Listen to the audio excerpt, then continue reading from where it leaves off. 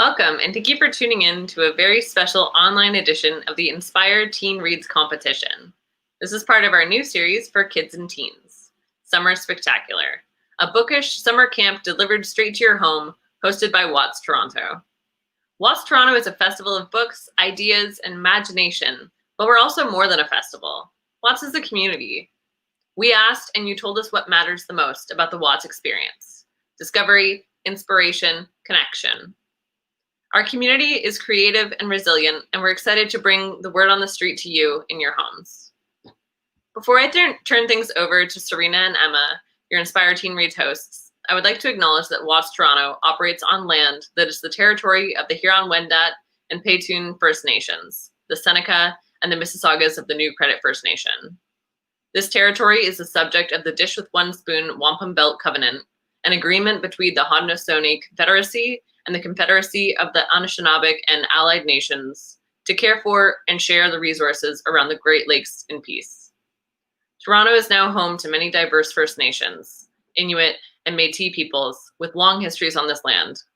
We are privileged to live, work, and create in this territory and must act with awareness and solidarity. We encourage you to educate yourself about the land that you occupy wherever you're tuning in from. Now, to explain more about today's contest, please welcome Serena and Emma.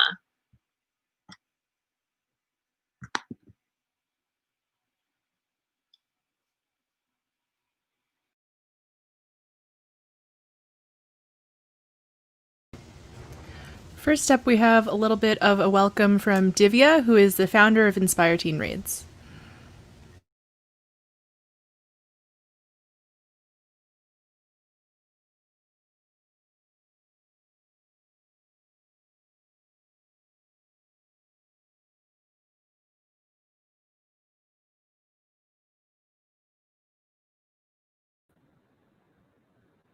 Hi, everybody. Thank you so much for joining us here today. Before I continue, I wanted to encourage you to check out the website whose.land/en/ to find out whose land you are occupying right now.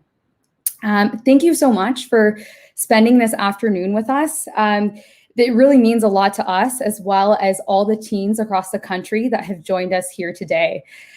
I founded Inspire Teen Reads 6 years ago when I was a high school student. I'm currently a first-year medical student at Western, so it's been a while that I've been with the organization. And the reason I founded it is because in high school I noticed, as someone who used to read for pleasure when I was a child, both myself and my peers sort of stopped doing that. And we spent a lot of time, on social media or doing schoolwork.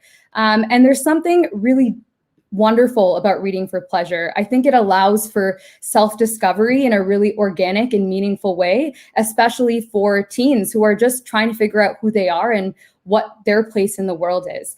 And so because there weren't that many opportunities for teens compared to children, where I noticed there were lots of literary programs, I thought that, having this book pitch competition would encourage community as well as allow teens to express themselves and the ideas that inspire them. And we actually have a current member of our executive, Nazanin Sagrati, who was talking to me the other day, and she was a competitor a few years ago. And she was saying, you never really forget the opportunities as a youth that you're given to speak. And it's really special. So I hope that you encourage all the 11 contestants that are here today, and I know that it'll be really meaningful for them. During the pandemic, we didn't know if we could have another competition, but thanks to the word on the street, we were able to do this online this year. And that meant that we got to actually get entrants from all across the country. So we've had really people participating from coast to coast. And we're really grateful to be able to share their stories on this platform.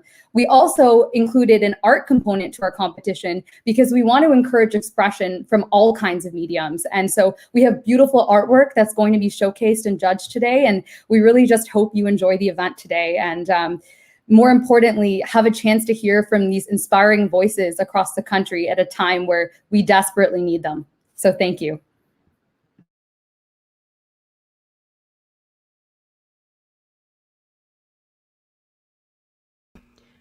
Hi, everyone, and thanks, Divya, for a wonderful speech. My name is Serena, and this is Emma next to me, and we're from the Inspire Teen Reads team, and we're going to be your MCs for today.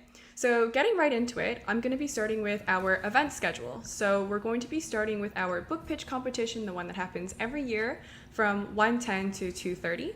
During this time, each of our 11 contestants will have 5 minutes to present their pitch, after which they will be asked a question by one of our judges. After everyone has presented, the judges are going to deliberate and we are going to announce the winners at 3 o'clock, which is the end of our event. We will also be opening our Audience Choice Award polling at 2:30 via the link that will be on the screen, as well as on our website at inspireteenreads.com/Audience Choice Award. After that, our book jacket competition will begin, which is going to be judged by Sophie Paas-Lang, who has already reviewed the submissions and picked the top 5 to share today. She will be offering her thoughts, comments, praises, and critiques. It will end at 3 o'clock with an announcement of winners in both categories, as well as Audience Choice Awards and honorable mentions. Okay, so without further ado then, getting into the first part of today's event, our book pitch competition. So like Divya said, we've been running this event annually, and we're so proud to be here today despite the circumstances. This year we have 11 fantastic pitches from youth all over the country about their favorite books and why we should read them. And we are looking forward to seeing the talent, hard work, and creativity that went into all of the pitches. This year, our judging panel is unbelievable. We have our returning judge, Kenneth Oppel. His works have been awarded too many titles to list, and at ITR, we know him as our favorite childhood author for the Silverwing trilogy and a huge supporter of youth in literature. We appreciate him always taking the time to give advice to young readers and writers and encouraging them to pursue their dreams. Next on our judging panel, we have Sheena Kamal, an all-around inspiration for everyone who knows of her. She has been involved in everything from community activism to crime and investigative journalism, and of course writing. Her Nora Watts thriller series and newly published YA books are a must-read for youth and girls, and we are so thankful to have her with us today.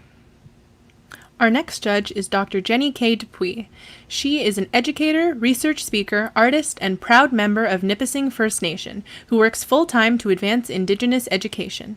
She is the co-author of her first children's book, I Am Not a Number, which is based on the life of her grandmother. Her work brings a terrible part of Canada's history to light in a way that children can learn from, and we are honored to have her on our panel. Our last judge is Sarah Raughley, author of several YA fantasy novels, including the best-selling Effigy series and the forthcoming Bones of Ruin series.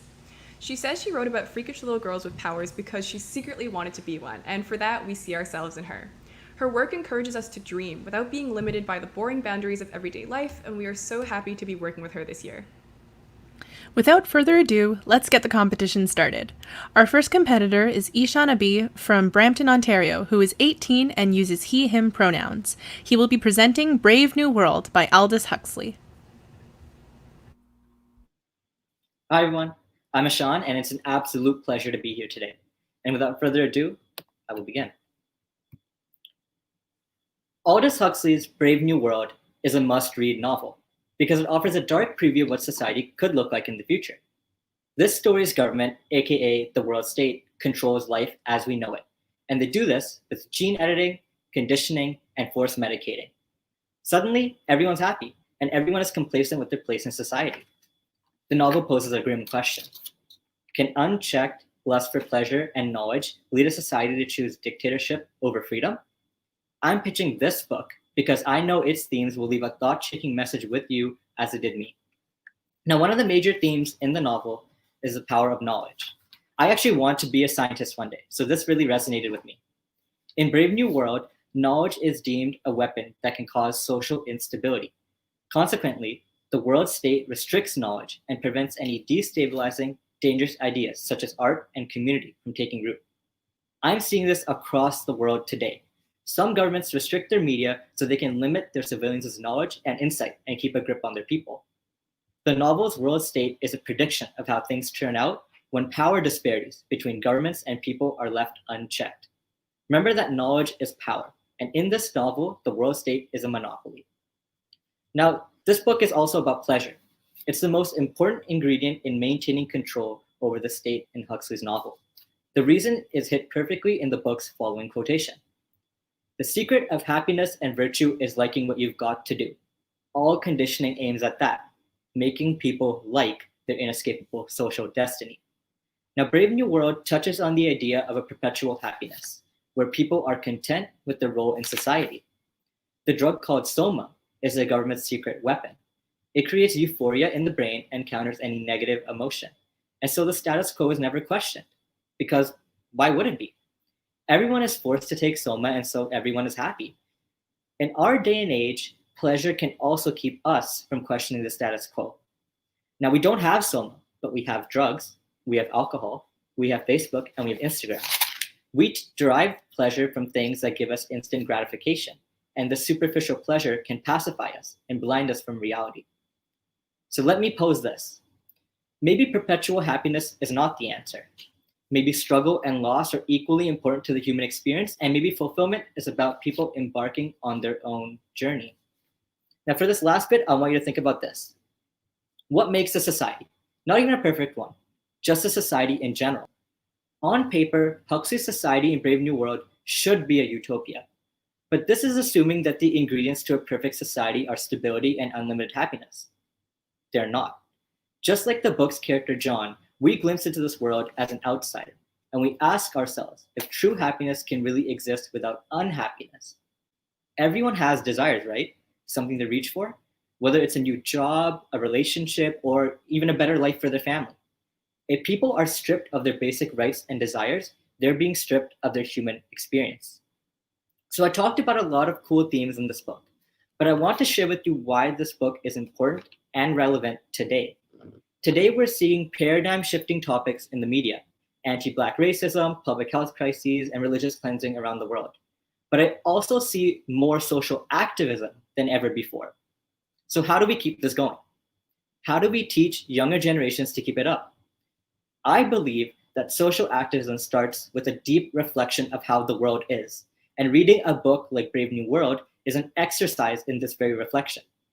This book is so much more than the plot and the characters. It's about society and what went wrong at a systemic level.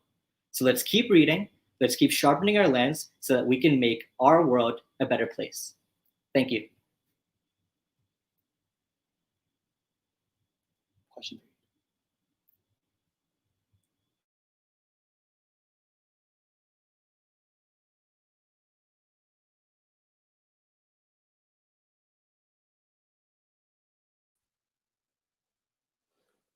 Well, that was great. That was fascinating, Ishan. I remember reading Brave New World sort of in close proximity to another dystopian novel, 1984. Mm-hmm. And have you read 1984 as well? I have not, but I do know that George Orwell and Aldous Huxley were pretty close friends, and they wrote those both as predictions of what the future would look like. They're almost diametrically opposed. So, yeah. I mean, one of the things I was interested from your point of view is 1984. I'm sure you know is all about sort of it's a hard power totalitarian society. You know, much more based on probably Stalinist, the Soviet Union.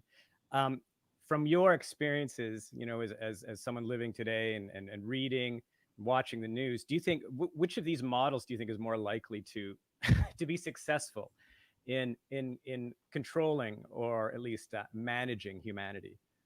I definitely think it's Aldous Huxley's model is much more likely to be the case, and that's because George Orwell's 1984, like you mentioned, is more of a totalitarian control, right? And it was about I'm pretty sure it was about the media and oppression, right, and keeping information from getting to the people. And we see that a lot in countries today, right? China, one of them, North Korea, I'm sure does this with their people. But the point is that even though they do have this tight totalitarian control with their media over their people, we still see more leaks, right? In these countries. It's becoming more prevalent now than it was before. So what this tells me is that social activism is kind of turning this on its head, right? The totalitarian control. And which is why I think that a more subtle control, like Huxley shows in his novel, is the more likely outcome. I'm with you on that one. I think, if you give people what they think they want and keep them happy, even if it doesn't conform with our ideas of true happiness, it's probably a much better control mechanism than just brutality and totalitarianism. I agree. Subtleness is key. Yeah. Yeah. Thank you. That was great. Thank you.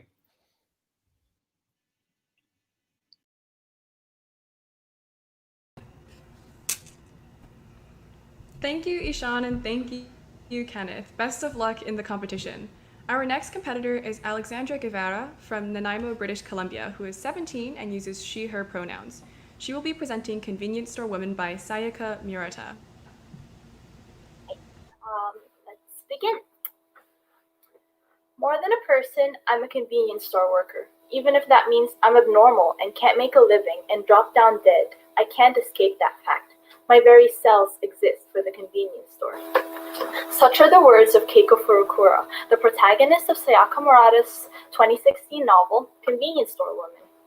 At first, I doubted that a 163-page novel about the daily life of a convenience store worker had the power to earn the Akutagawa Prize, one of Japan's most prestigious literary awards. Yet, after reading it thousands of miles away, I too found myself utterly riveted in the tale of Keiko Furukura. At 36 years old, she has spent the last 18 years of her life devoting it to the convenience store, only sleeping and eating to keep herself in perfect shape for work, and emulating her co-workers' mannerisms to hide from the fact that she struggles to discern what behavior society does and does not deem acceptable. As someone who has also struggled with understanding social cues in the past, I profusely understood these mechanisms, and I'm certain that I am not alone in this. Keiko made me feel seen. Every mimicked action, every copied speech pattern dug up my own memories.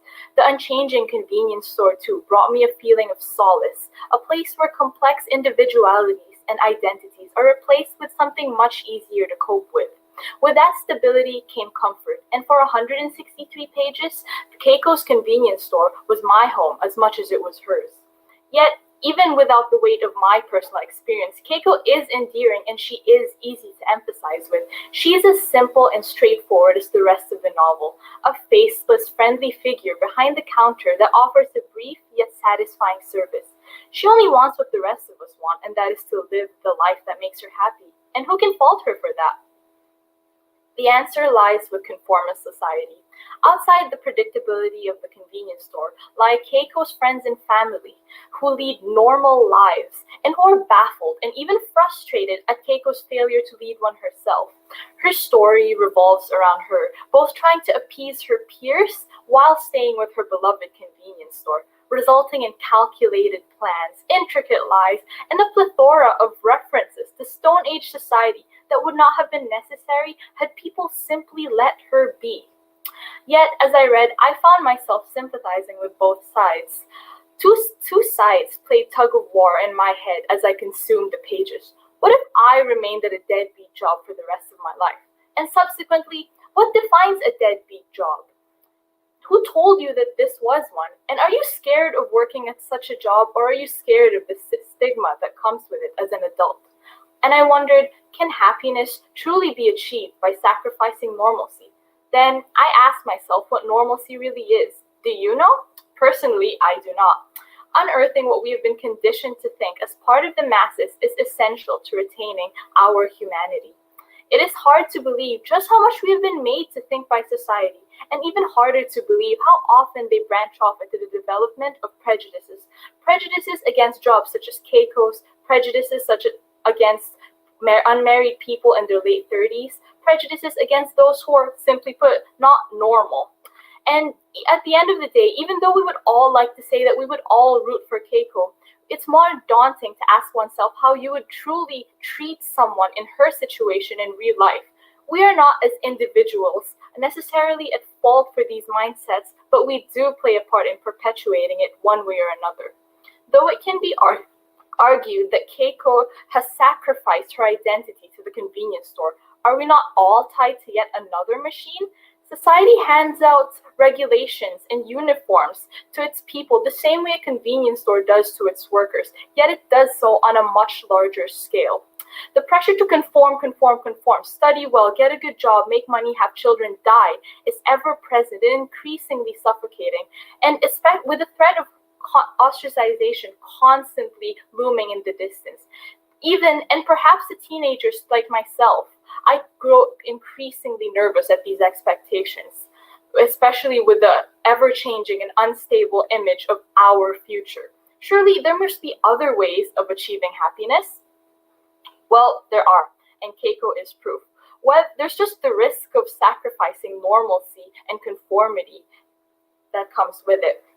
Whether it's up to you whether it's worth it is up to you, and this book is a compelling take on the matter. Mulling these topics over is a difficult but necessary experience, and Convenience Store Woman helps us with that, providing wit, social commentary, and humor along the way that enrich the story. Impossibly heavy for its length. I do not do this out of societal expectation, but out of personal desire. I simply must recommend Convenience Store Woman to any member of society looking to reflect and laugh as they do it.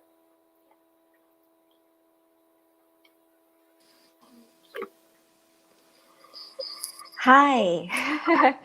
Hi, Alexandra. That was absolutely riveting. And as you were speaking, I was writing down questions because I have so many for you.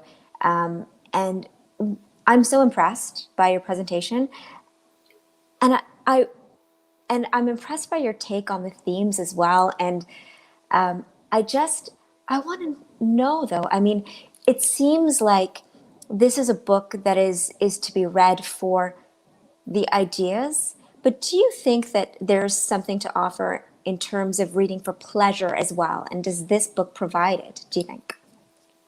I think it definitely provides pleasure. Like I found this book first in Chapters, like the bookstore, and I wasn't expecting the ideas as much as I was expecting the pleasure, and I wasn't disappointed in either field. It's definitely packed with like tongue-in-cheek humor and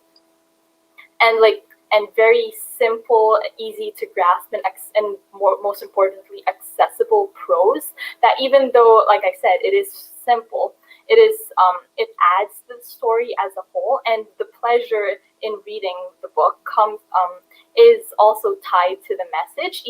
So while you can access one without having to dig deep into the other, they're both like, you can't exactly get one without getting a bit of the other as well, if you know what I'm saying. No, I get it, and I appreciate you and your presentation. I've not read this book, but I'm so excited to give it a go.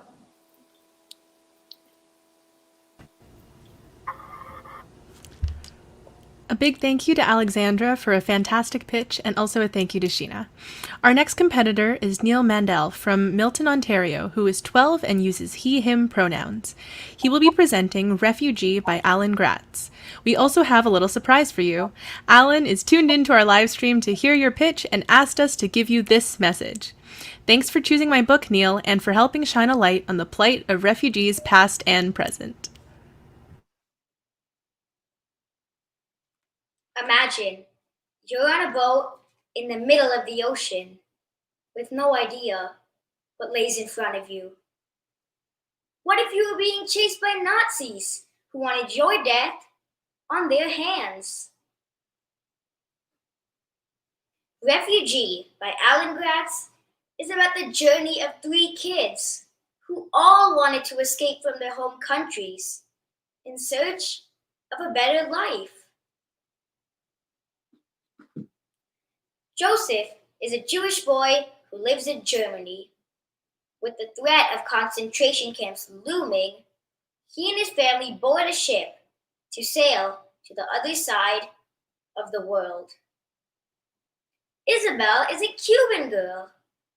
With riots and unrest plaguing her country, she and her family set out in a raft, hoping to find safety in America. Mahmoud, a Syrian boy, wants to leave his homeland because it's being torn apart by violence. None of the children know if they will reach their destination safely. However, they all continue to persevere along the way. And most importantly, they never lose hope or faith. All 3 children show grit and determination to reach their goals as they move through their incredibly difficult times.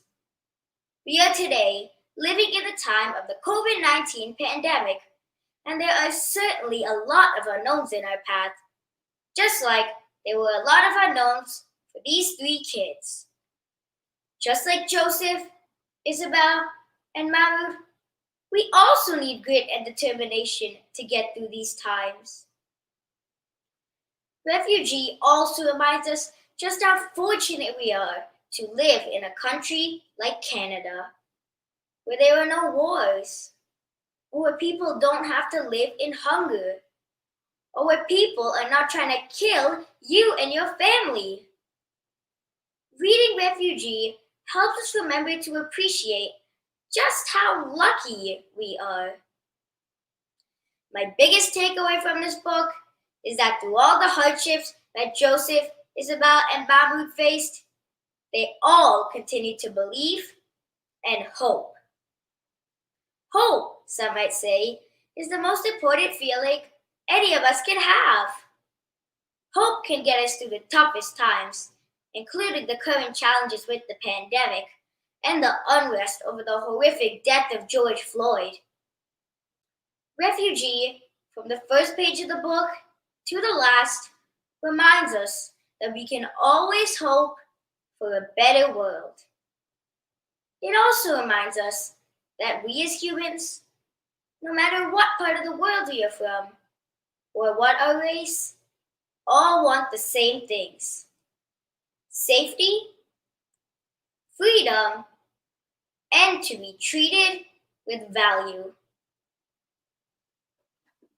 I hope I've inspired you to pick up the book Refugee, a book that has the capacity to transform us into better, kinder, more appreciative, and more hopeful human beings. Thank you. Hi, wow, that was an amazing presentation. And I loved how you touched upon so many sort of different real world issues that we're facing today. So I actually wanted to ask you, Neel, that's okay.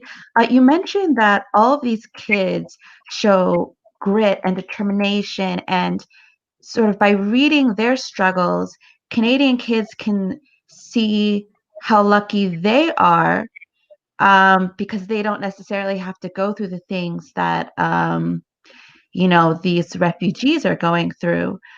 But you mentioned George Floyd, you mentioned the protests, and I was wondering what your thoughts are on those kids who maybe are worried about things like,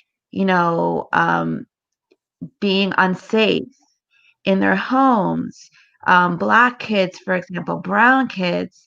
And how do you think they might relate to the characters in these books? Well, for example, Joseph, he had to get out of Germany because he was trying to get killed by Nazis and sent to the camps. So for the kids, like the Black kids who are scared because of the murder of George Floyd, Refugee reminds them that keep pushing, keep believing, keep hoping that things will be better for them, and that someday everyone will treat them equally, and we'll all just be humans, and it won't matter if the color of our skin's different. Yeah, I think that's such a really important message, that at the end of the day, we're all human beings, right? And it does sort of get us to look at ourselves, and the ways in which maybe some of us are a little luckier, but it also gives us a sense of that shared humanity that's universal. So that's a really great point, Neel. And thank you so much for your presentation. You too. Thanks. So thank you, Neel, and thank you, Sarah, for an amazing job. We really enjoyed that pitch. Our next competitor is Sherry Shu from Markham, Ontario, who is 16 and uses she, her pronouns. She will be presenting Mistborn by Brandon Sanderson. All right. Hi, everyone. I'm Sherry. As mentioned, I'm 16, and I'm super excited to be presenting one of my favorite books to all of you. A world where flowers returned. A world with green plants. A world where no soot fell from the sky.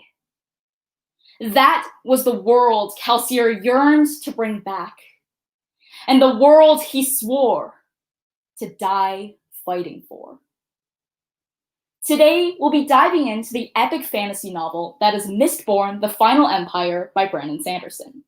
This book grabbed onto my heart in the days of 6th grade literature circles and hasn't let go since. Just like this pitch, Mistborn wastes no time or fluffy language in plunging you straight into the good stuff. Welcome to the land of the Final Empire. Day and night, ash rains from the blood-red sky, and the air is coated with a thick mist, blinding you from your allies and enemies. All life is controlled by an immortal tyrant called the Lord Ruler. In the central city of Luthadel, we're introduced to two protagonists, Vin, an abused teenage street urchin, and Kelsier, an enslaved, rebellious thief who's been scarred both physically and emotionally. The two discover that they are Mistborn. They possess a rare power called allomancy, letting them control various elements around them with metals. Eventually, Vin and Kelsier get a little tired of all the repression, and instead of waiting for the prophesized hero of ages to arrive, they grab their very own team of thieves and plan a ruthless Ocean's 11-style heist to overthrow the entire autocracy and replace it with the rule of the working class. If you weren't already hooked in, you better be by now.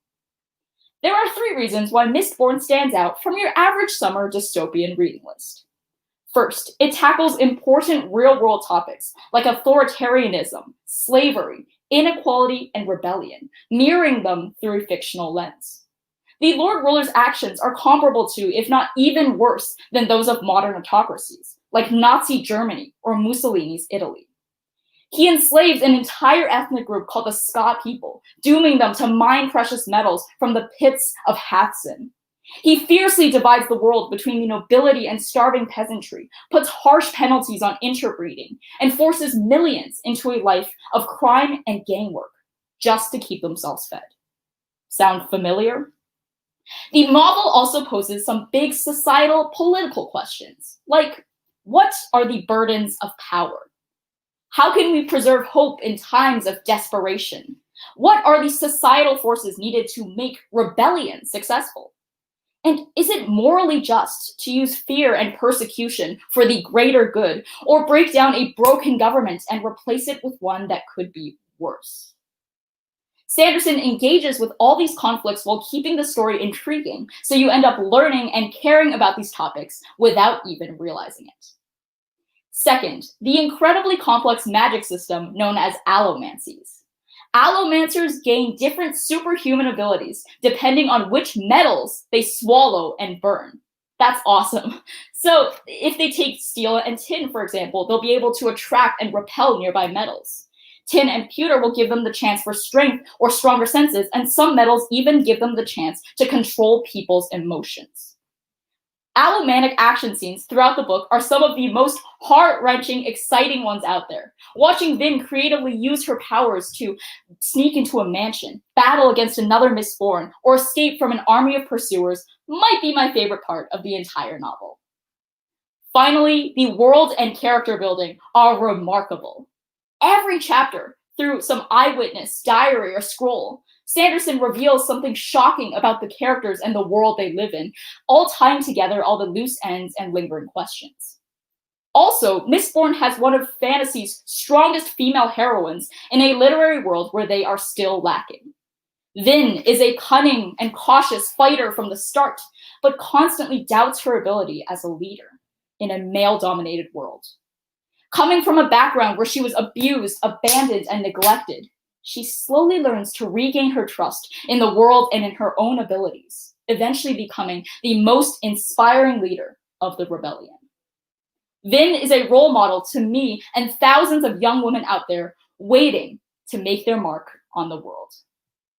I've barely scratched the surface of this storyline.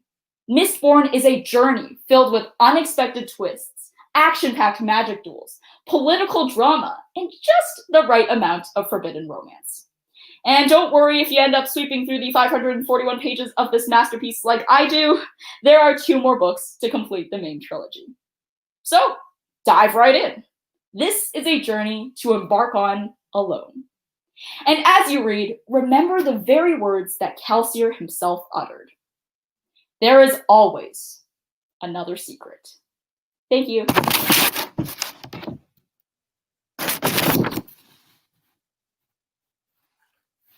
Oh, it's me? I didn't know I was going to be the one to ask you the question. I was just sitting.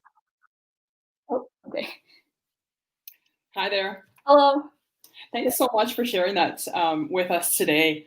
I was actually really quite inspired with the way that you described very, very, very clear descriptions, the way that you passionately talked about the various characters, and also the way that you were even linking it to sort of politics and trying to think about those big questions that we as people need to think about in the world today.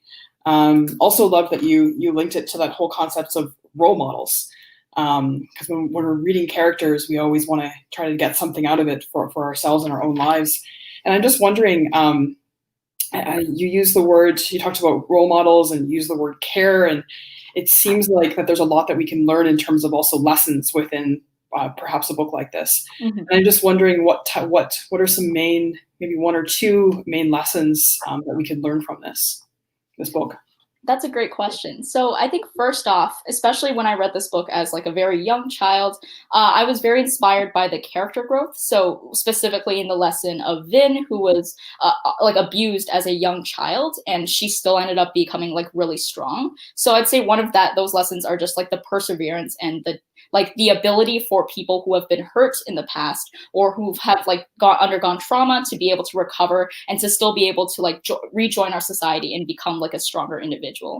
And I think the second one, there's definitely a lesson there about like perseverance in general. So because this is like in a dystopian world where there is a tyrant who's been repressing all of the like normal people of the world for years, and it's like the lowest class of people that end up becoming the most successful because of the numbers of people that ended up rising up against one like unified mission. So I'd say even in today's society, it's that like perseverance of thousands of individuals across one like unified mission that can really help us to undergo change, like break down systemic barriers or systemic issues that kind of plague us in our world today. Thank you very much. I like that you were able to link it to systemic barriers and also linking it to that whole concept of perseverance and also empowerment. Really important lessons for all of us today to be able to walk through and to be able to walk through it in a story. It's fantastic to hear you talk about it. So I'm looking forward to reading it, and thank you very much for sharing your view. Thank you. Thank you so much. Thank you, Sherry. Congratulations on a job well done. And thank you, Dr. Dupuis. Our next competitor is Tahiyah Syeda from Brantford, Ontario, who is 16 and uses she, her pronouns. She will be presenting Aisha at Last by Uzma Jalaluddin. Uzma is actually also tuned into our live stream right now and has a message for Tahiyah. She says, I wrote Aisha at Last for young women like Tahiyah to show them that our stories, our love stories, our funny stories, our families, our communities have worth. I'm thrilled that my words have found their place. Thank you, Tahiyah. Oh, thank you. So now the book I'm about to describe is no literary masterpiece. There are no hidden metaphors to analyze, no deeper meanings to search for. What you see is what you get, but that is exactly what makes it so enjoyable. The narrative is not drowned in poetic prose, which might sound pretty, but ultimately slows the pacing of a story. This book will not whisper sweet nothings into your ear. It will tell you how it is right from the beginning. It is beautiful in its simplicity, striking in its straightforwardness. Aisha at Last by Uzma Jalaluddin is the type of novel that you can unwind to after a long day at school or at work. You can forget about your own problems for a moment as you focus on the conflict within the story during a casual read. Or you can do the exact opposite. You can read it feverishly throughout the day, as I did, not feeling satisfied until you finish the last page, because although it may not be a classic praised by all, it is no less compelling in its characters or storyline. Every character that you are introduced to feels like it is someone you could have met in real life. It is like peering into the mind of the stranger you glimpsed on the subway, seeing the internal struggles they would not normally show the world. It's like going to somebody's house for the very first time, seeing how they grew up and came to be who they are. The novel gives you insight into the characters' motivations, exposes you to a culture you do not often get to see in the media, and displays the different ways people can choose to follow a faith without condemning any of them or saying which one is best. It is about the bonds of family and the responsibilities that come with them, the idea of following your passion versus choosing to be safe, the constant battle of staying true to yourself even as the world around you demands that you change. As for the plot, at its core, it is about love. But more importantly, it is about all of the things that can get in the way of it. Botched first impressions, misunderstandings, judgmental family, even one's own ill-conceived preconceptions. Wait, does this sound familiar? That's because it is a take on Jane Austen's Pride and Prejudice, in my opinion, one of the greatest novels ever written. Elizabeth Bennet becomes the lively Aisha Shamsi, an independent young woman who would do anything for her family. She feels that her duties to them take precedence above all else, including her own ambitions. So, although her heart may want to follow her dreams of becoming a poet, her mind keeps her at a job as a substitute teacher, determined to repay the wealthy uncle for all of his financial support when her family first moved to Canada. On the other hand, Mr. Darcy takes the form of Khalid Mirza, a man that is traditional to a fault. He is someone that is proud of his religion, who wants others to recognize him as a follower of Islam. He wears a thobe to his e-commerce job, never shaves his beard, and always keeps a respectful distance away from all women unrelated to him, even for a gesture as small as a handshake. However, this causes problems for him when his workplace hires a new boss, one who just happens to be Islamophobic. As Khalid's boss launches attack after attack, trying to find any excuse to fire him, his savior turns out to be his HR manager and coincidentally Aisha's best friend, but he doesn't know that, Clara. Determined to help Khalid adapt to the new work environment until they can find a solution, Clara invites him to go out to a lounge with herself and some of his other coworkers, which is also where he meets Aisha. Before that night, Khalid had known Aisha simply as the woman across the street with the vibrant purple hijab. However, when he sees her drinking a cocktail that he doesn't know is a virgin and carrying a pack of cigarettes that he doesn't know she confiscated from a grandfather, he assumes that she is the exact type of Muslim that he would never associate with, one who ignores all of the guidelines and is only a part of their faith by name. In contrast, when Aisha overhears Khalid's judgmental comments about her, she immediately pins him as an overbearing fundamentalist who thinks the world should have stayed back in the 7th century.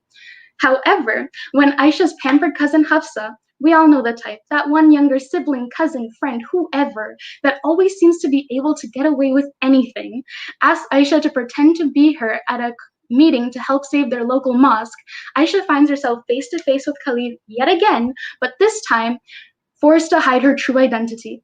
Filled with misunderstandings, scheming aunties, betrayals, but also a whole lot of love. Aisha at Last is a novel I did not realize I needed so badly until I finally found it. Thank you. Oh, that was fantastic. I thoroughly enjoyed that.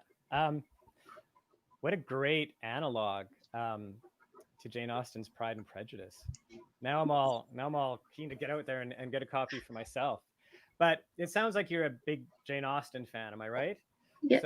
So did you read Jane Austen's Pride and Prejudice sort of before this book or after? I read it before. How do they compare?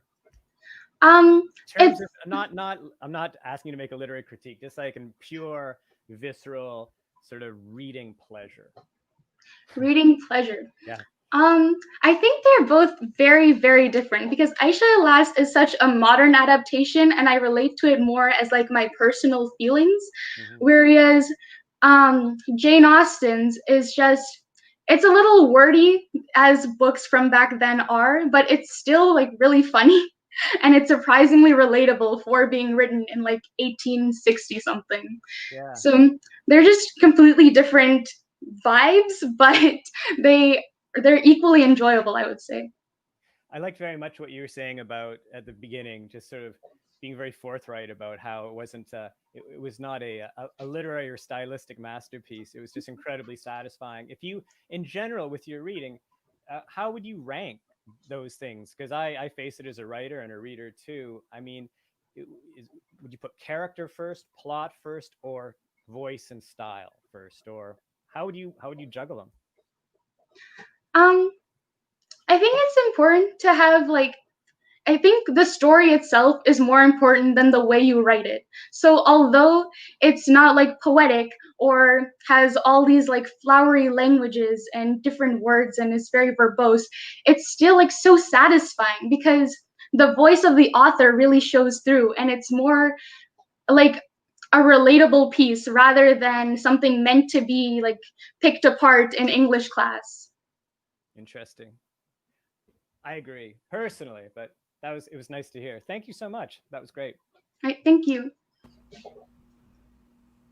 Thank you, Tahiyah. You've definitely made Uzma proud, and we loved hearing your pitch. Our next competitor is Gabrielle Cole from Richmond Hill, Ontario, who is 17 and uses she, her pronouns. She will be presenting The Secret History by Donna Tartt.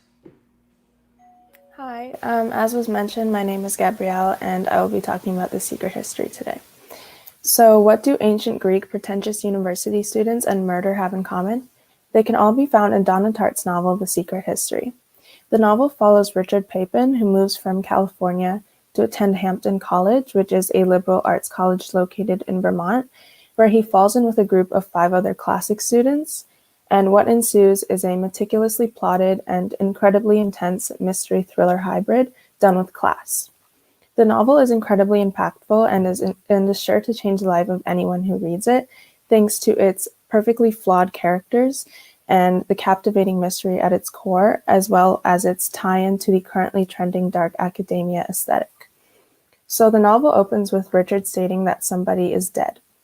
This is the main plot point of the novel and the event that is talked about throughout the remaining pages. But rather than being plot-driven, The Secret History is more of a character-driven novel, and the characters in question are some of the most flawed ones in history. Henry, Francis, Charles, Camilla, and Bunny are a tight-knit group of friends and the core focus of the novel. They, and by association Richard, the protagonist, engage in self-destructive behavior as well as toxic behavior towards one another. And although this may sound like something that would make the novel not enjoyable, it's actually what makes it endearing. The characters are so unlike people that you and I would associate with in everyday life that reading about them makes the novel very intriguing and very interesting. You will constantly find yourself wondering, what are they going to do next? And no matter what your predictions are, they will still manage to surprise you. But the mystery aspect of the novel doesn't stop there. Tartt uses her flawed characters to create and reveal even more situations that the reader will be dying to find out the truth about. It almost feels as if every page reveals new information, and there's nothing you can do but keep reading until the end to see how it all ties together. Since its release in 1992, Tartt's debut novel has garnered somewhat of a cult following and has been absorbed into the currently in trend dark academia aesthetic across social media platforms. Dark academia, according to the Aesthetics Wiki, is an aesthetic that revolves around classic literature, the pursuit of self-discovery, and a general passion for knowledge and learning. The novel promotes all of these things and is often recommended as a starting point for those looking to insert themselves into that sort of lifestyle. The concept of finding oneself is often misconstrued as something that has to be constrained to one's adolescent years, when the truth is that this is a process that continues throughout our whole life. Although the idea of aesthetics as a lifestyle may be deemed silly, for a lot of people, it's actually a way for them to refine their interests and determine how they want to be perceived in the world. The Secret History is a novel whose impact goes beyond just the words on the page and actually impacts the life of the people who read it. As the characters in the novel come of age and develop and grow and make mistakes, so will the reader, thanks to Donna Tartt's stunning novel that will leave readers wanting more long after they've closed the book.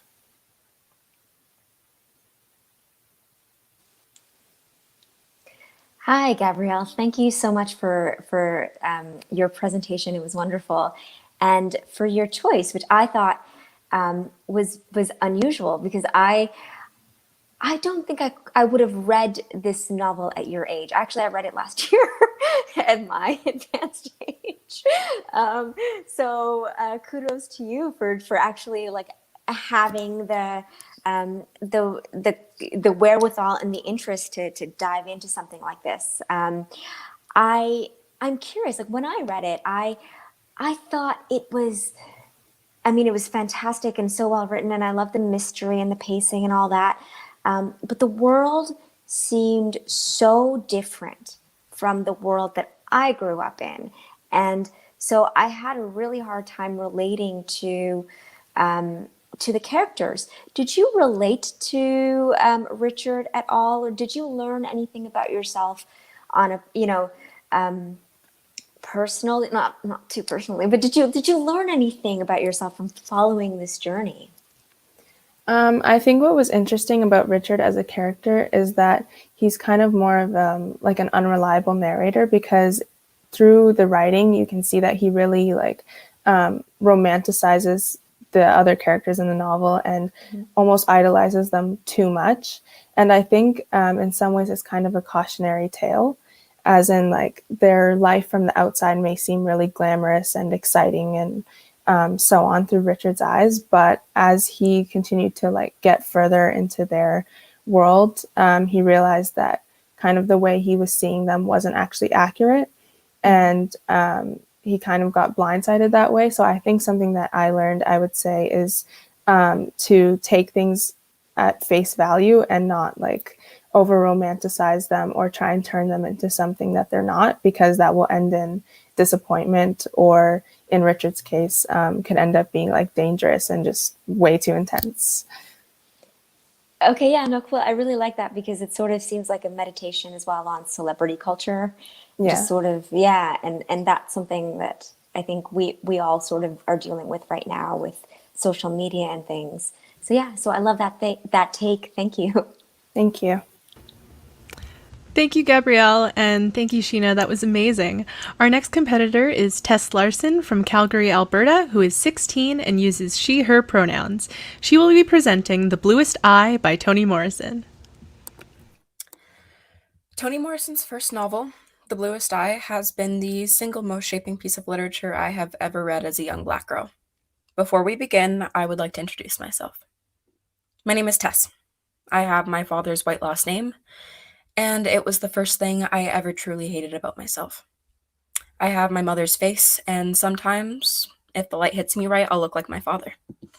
The first time I met my mother's side of the family, I was told that I had my great-grandmother's big curly hair. Back then, I took it as the highest compliment someone could give me. A few years passed, and then I went to public school. My hair became something that my classmates would ask to play with. If you were my childhood best friend, you would ask why it was so nappy and ugly every single day. I would cut pieces of my own hair with stolen scissors from the kitchen because I hated the way it looked with every single ounce of my tiny being. Without fail, my grandmother would wordlessly braid my hair with coconut oil every morning before school. It was an act of tenderness and affection, and it became the most loving moments of my entire childhood. It was in these moments that I didn't have to feel like I was Black or white, or that I needed to be either one of those things. I could just be Tess, and that would be enough. Naturally, she stopped braiding my hair. I started feeling like I wasn't enough of anything, and consequently started to wish that I looked more like my white best friend. I wore face masks of sunscreen to try to avoid getting tan in the summer. I've looked in the mirror senselessly and critically for as long as I can remember, and I still do. This book, however, managed to find me at my worst and speak to my soul in ways that I cannot even begin to explain. Morrison's words are vulnerable in the most honest sense of the word. This book is by no means easy to read. Black voices are so often minimized and edited to become more palatable to those that the pain does not affect. This censoring is unbelievably harmful and allows for the justification of suffering in silence as a young person of color. However, there are privileges that I have that I must acknowledge. There is privilege in the lightness of my skin and the way I was raised, and I benefit daily from these things. Recognizing your privilege, no matter how uncomfortable it may be, is a fundamental part of being an ally. The work isn't easy, and Morrison makes that abundantly clear with her insanely powerful words.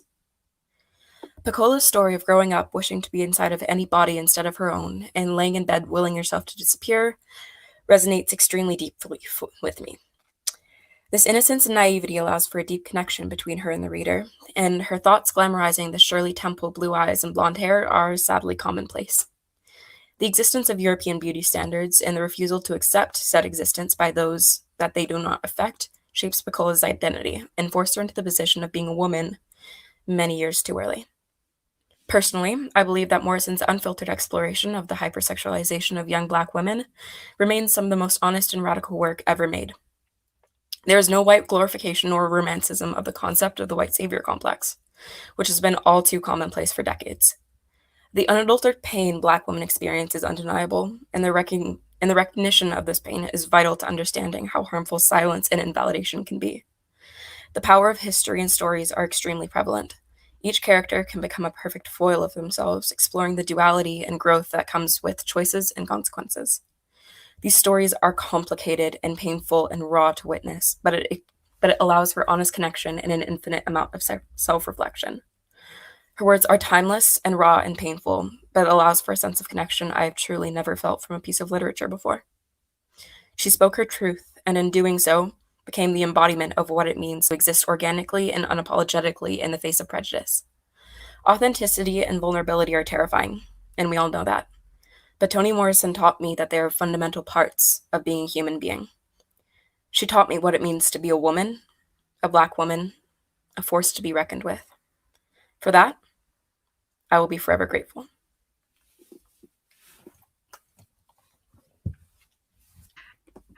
Hi, Tess. Hi. Wow, that was a really emotional and compelling pitch. I feel you on various levels. I think especially as a Black woman, especially when you mentioned the thing about the hair and kids wanting to touch it. I've been through it. I wanted to ask you, this book was written a long time ago. Yes. And what is very interesting to me is as you were speaking, it reminded me a lot of the idea of colorism in the society. Yes. And that is that basically, the whiter you look, the more valued you are in society, the more privileged, the more beautiful you're considered in society. And I was thinking, how do you think today's media in the year 2020 supports or even challenges white beauty standards? Do you think that there is enough support for the idea of Black beauty in today's media, or do you think that the media doesn't really support the image of Black beauty at all? That question has many layers, in my opinion. And, as a 16-year-old turning 17 in a month, it's really commonplace that, my friends don't necessarily understand how much colorism affects me because I'm one of the only people of color in my friend group, let alone my year at the school that I go to. Colorism, in my opinion, is even more prevalent in the year 2020 because of Facetune and filters. And even on Snapchat, the filters you use make your skin lighter and clearer and your nose thinner and your lips smaller. Like, it's painful because they wanted my big lips and they wanted my big hair, but when I had it, it wasn't good enough. So I cut it, I shaved it, I bleached it until it was so damaged that it was straight. I relaxed it because that's what I thought everyone wanted to see. But now that I'm sort of more mature and I can see things from a more subjective standpoint, I've started to seek out Black creators and Black artists and more intentionally put them into my life. So I'm not seeing just all of the pale skin, and I'm not seeing the body shaming, and I'm not seeing the colorism. So I can sort of balance it out, in my opinion.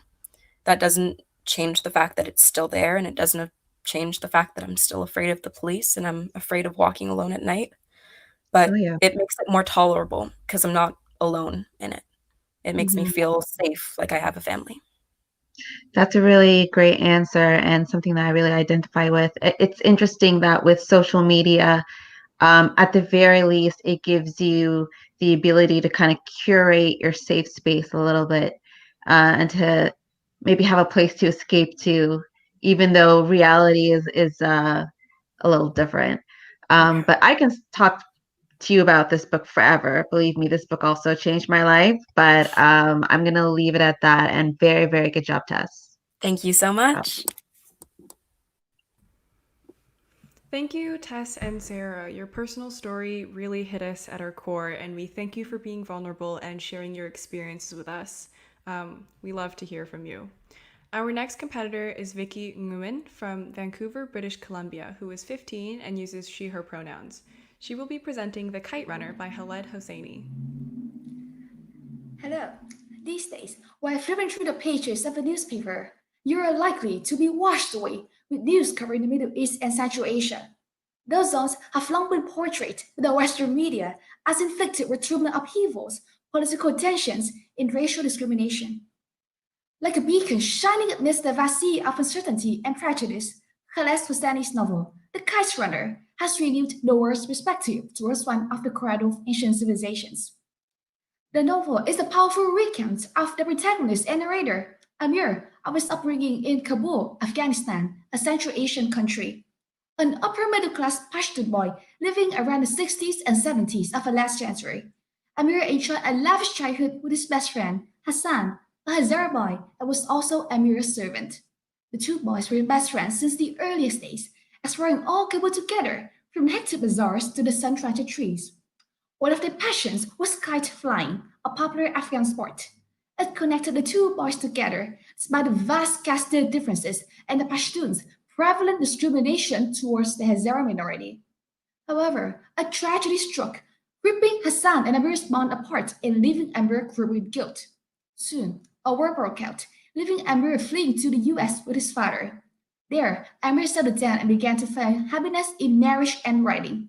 An unexpected turn opened him a door to contemplate his dark sins, discover secrets about the past, and a way to begin again. The novel is a contemporary masterpiece for three reasons: the captivating plot, the colorful portrayal of the settings, and the unique insights to the characters. The plot unravels breathtakingly, spanning several contexts in time, but it's really easy to follow. Readers will stay up all night, eyes soaring, but hands keep turning the pages, depicting a vibrant and cosmopolitan Afghanistan, a stark contrast to a country we know today as home of opium fields and Taliban's oppressions. The experience of Afghan refugees at the turn of the century can be related to those of Vietnamese boatmen fleeing the communist regime in my own culture, Kosovo Albanians, and modern-day Middle Easterns. Like a kite swaying high to every corner, with strings always held tight. Amir's heart belongs to where the Afghan desert winds blow, where families enjoy kebabs beside crystal clear lakes, where mirthful laughter and ghazal love songs fill the winter air. Most importantly, Khaled Hosseini has crafted a poignant saga to the Afghan people, igniting all the characters with the ins and outs, flaws and flares, joys and sorrow. Readers might stumble upon their very own quirks in the mirrors of characteristics reflected in the story. Personal struggles like post-traumatic depression and racial discrimination were also explored with unmatched depth. From the novel, the author has brought all sorts to the unity that we're just a speck in the vast universe. Readers will finish the very last words with the heartstring tugged and the horizons broadened. As I write my poem, Amir, which I will be reading to you in a moment, a quote from the Kite Runner echoes. It is wrong what they say about the past. I've learned about how you can bury it, because the past claws its way out. Amir, I dream of a land where colorful kites soars, where the Kabul River roars, where legend runs evermore, of Rostam's and Surab's valor. I dream of a land where my sister rests on the pine shades, where Hassan's kite once swayed, where secrets locked away in the bitter winter day. A wonder path to redemption, a roller coaster of emotion. Here I am, a relentless man, finding a way to be good again. Thousands of miles across the globe, there twinkles the glimmer of hope. A boy's fate hanging like a tightrope. Now I must recap what is out. Thank you. Hi, Vicky. Thank you very much for sharing that with us. You indicated that was a very powerful account, and you talk about a friendship between two boys. You also described it as being a masterpiece, and you find these connections, which I really appreciated you connecting it to your own culture and things that you know yourself as well too, and pointing out and being very specific about different emotions and feelings through your description. It was well done. But I'm just kind of wondering, you did point out that it was this masterpiece, and I'm just wondering if there's anything that you could change in the book. What possibly might you change? So unfortunately, it seems that Vicky's left our stream. So if she comes back, we'll try to get her to answer that. But I think for now, we're going to move on. So thank you, Vicky, and thank you, Dr. Dupuis. That was a wonderful job. But next up, we have Tahiyah Syeda from Mississauga, Ontario, who is 16 and uses she, her pronouns. She will be presenting the tribes of Palos Verdes. Oh, and we have Vicky back. Amazing. So we'll bring back Dr. Dupuis, and we'll go back to that question period. So sorry. Hi, Vicky. Sorry. I had just talked about thanking you for sharing that with us. You talked about how reading the book was a powerful recount, and you talked a lot about the friendship between the two boys. You mentioned you felt it was a masterpiece, and I really enjoyed hearing was how you were able to connect it as well to other experiences around the world, including your own culture, and possibly things that you've really reflected upon. And you've also really pointed out and captured the emotions and the experiences and the feelings that these two young boys were going through. And I'm just wondering, though, although you mentioned it was, in your mind, it's a masterpiece, the book, I'm just wondering if there was anything, if you were the writer of that book, if there's anything you would change, maybe expand on, or you felt would be important to help to support the telling of that story.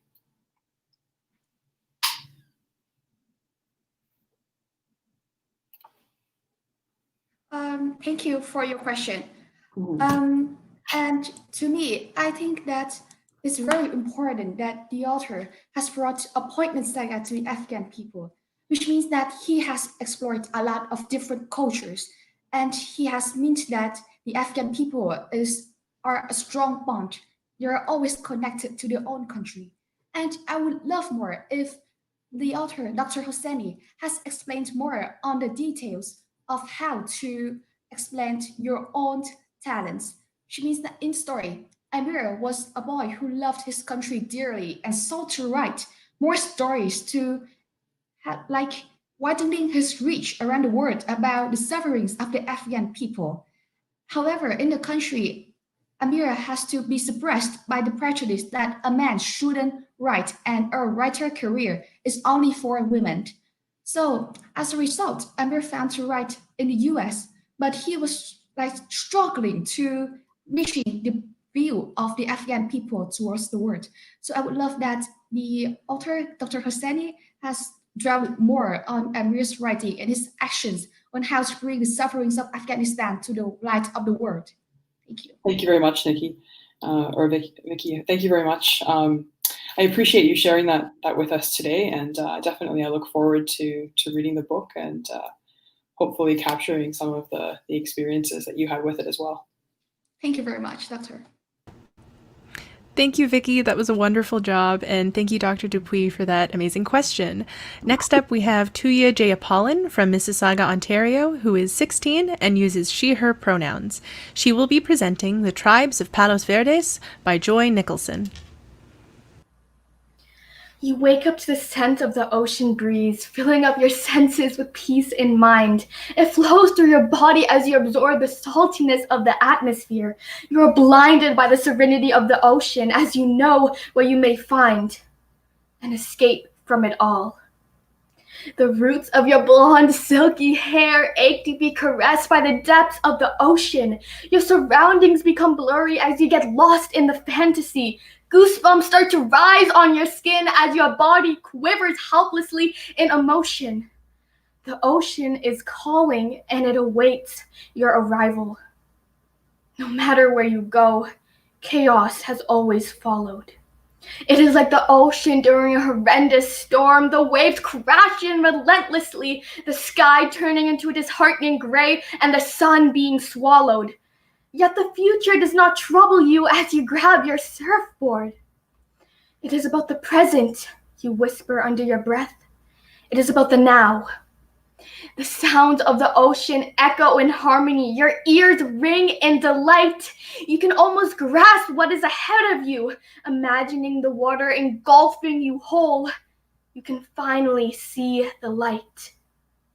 The sun basks you in its everlasting glory as it is the highest in the sky. Your destination is so close and the timing is just right. but a silent tsunami threatens the calmness as there is more than meets the eye. Because in Palos Verdes, there is utter madness at every single corner. The crystal clear view of paradise has been shattered by the evilness that is hidden. The door to freedom gradually moves further from your agonizing body because a picture-perfect heaven has always been forbidden. Excruciating pain burns from the inside, pulsating from your core. Time begins to slow down, yet your breath quickens. If all hell breaks loose, how close is the next upcoming war? Meltdowns upon meltdowns finally form a crack. At last, there's no turning back. Every time the tide washes up near the shore, it becomes more ghastly, frightening everything that comes in its dangerous path. Not even the flawless tans or ideal miniskirts that your mom preys on are as flashy, and the drugs that have consumed your brother cannot compete with its wrath. If your father was in the picture, your life would have been a bit more classy. But nothing ever goes your way in Palos Verdes.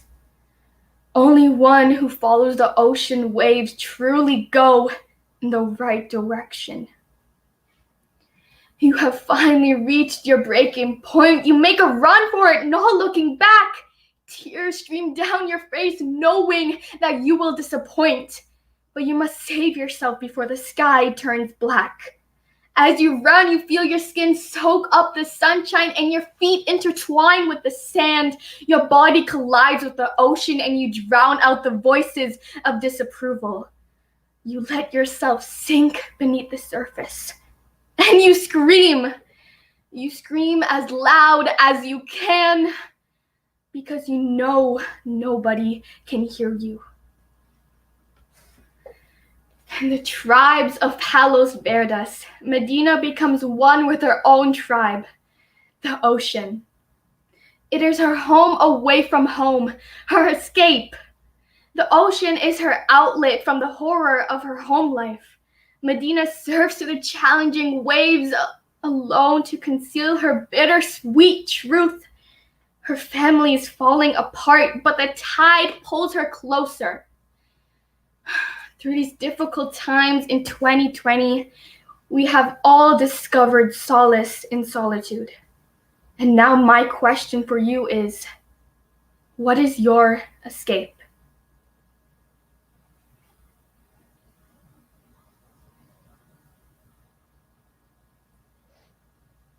Wow. I felt like I was inside the novel. I felt like I was being spoken to by the voice of the narrator. So hang on. The first question I have to ask, that it was like a dramatic monologue. It was fantastic, by the way. It was incredibly immersive. Were some of those things that you were saying, were they extracts from the book, or was that completely like written by you? The whole opening monologue that you delivered. Yeah, it was completely written by me. Wow, it's incredible. Well, I gotta say, what I liked about it is that it was a very impressionistic pitch, because you chose as your strategy was to sort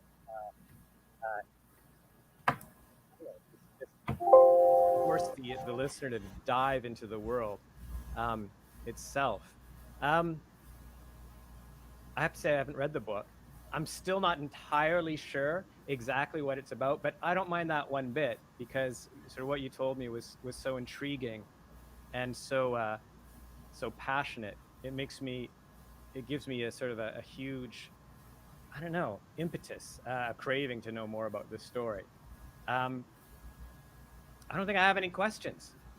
I just had comments. I'm sorry, but that was fantastic. Thank you. Thank you so much.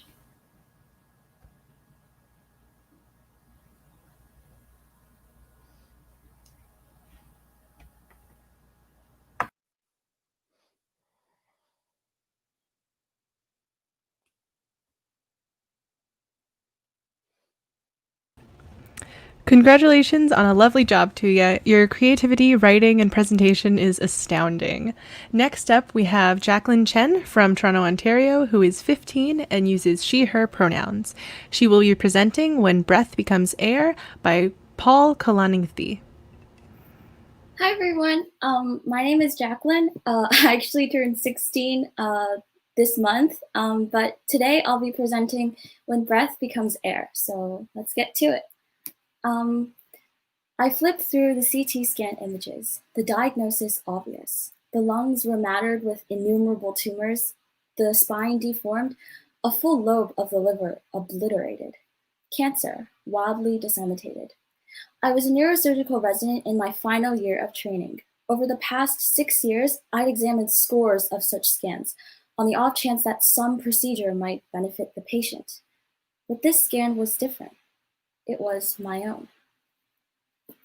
These are the beginning words of Dr. Paul Kalanithi in his novel When Breath Becomes Air.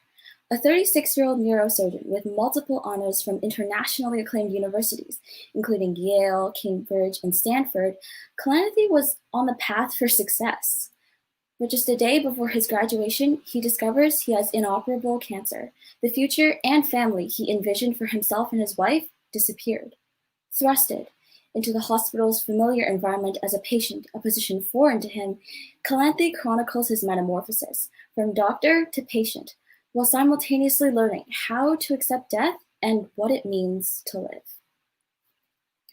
When Breath Becomes Air taught me the importance of emotion. It opened my eyes to just how cold data can sometimes be, and how we must acknowledge the importance of our emotion and humanity in order to achieve understanding. As Dr. Kalanithi states, science may provide the most useful way of organizing empirical, reproducible data, but its power to do so is predicated on its inability to grasp the most central aspects of human life: hope, fear, love, beauty. While this information is necessary for doctors in creating an accurate diagnosis, graphs and charts ultimately fail to tell us all about the physical, emotional, and spiritual turmoil that these patients must experience. When Breath Becomes Air taught me to embrace rather than fight the unpredictability of life. Regardless of whether we're ready for the future, we all must deal the cards that we're dealt. For chronically ill patients, this is a harsh reality they face each day. Without any idea of how much time they have left with their loved ones, planning becomes virtually impossible. But as Dr. Kalanithi argues, even if I'm dying, until I actually die, I am still living. By making the most of all the days he had left and assuming that there were plenty more to come, he chose to spend his time on the people and profession that he loved. Even during his days of agonizing pain and indescribable hardship, he still fought to cherish each and every single breath. As Samuel Beckett says, "I can't go on, I'll go on." Reading about someone who, despite the uncertainty in his future, still pressed on inspired me. For what is life for, if not to cherish each moment? In truth, each of us goes about our days with the knowledge that someday we will cease to breathe. But as Dr. Kalanithi muses, if the unexamined life is not worth living, is the unlived life worth examining? Dr. Kalanithi understood that the most important question was asking what kind of life was worth living. As a neurosurgeon, he was no stranger to making these difficult decisions. Would a mother's ability to talk for a few extra months of life be worth it? Would a right hand's function be a fair price to pay for stopping seizures? What makes life meaningful enough to go on? We all hope that when we face death for the first and last time, that we have lived life to the fullest. But that means realizing it is less about how long or short we live, but about how we lived. Reading this novel will bring out dimensions within you and make you ask questions that you may or may not have asked before about your own lives. It will teach you how to cherish the fragility and fleetingness of life while guiding you on accepting your own mortality and teaching you what it means to truly live and die. While none of us will truly know what it feels like to confront the end, Dr. Kalanithi's novel provides valuable insight on what it means to die with courage, gentleness, and above all, faith. And while his path will only ever truly know the soles of his feet, his journey is one worth walking. Thank you. Thank you, Jacqueline. That was awesome and very, very contemplative. You know, like it made me want to read this book because I really want to know what he has to say about confronting death and also confronting life as well, because I think that that's really important to sometimes stop and assess, like, what kind of life are we living, and are we living it to the fullest? You know, that was really meaningful. And I guess I wanted to, it made me, put me in such a thoughtful mood. I want to know what drew you to this novel in the first place? Well, I honestly had like a plethora of reasons, but I'll pick out the ones that I think are most meaningful to me. Okay. I first stumbled upon this book because my sister actually recommended it to me, and I just found the title so poetic that it was just like unignorable. And so I actually found myself on my birthday just in like a sleepless night on the eve of and on the day that it was happening, just wondering like, well, I'm 16 now, like I'm basically 2 years away from being an adult. And it just, during this time with Corona and the uncertainty that we have in the future, it just made me want to realize like, what am I doing with my life? And I don't have much time left before I have to face the harsh realities. You know, being an adult is what I'm told is extremely difficult. So I just wanted to know, like, well, if I didn't have that much time left, who exactly would I spend it on, and what exactly would I be doing with it? So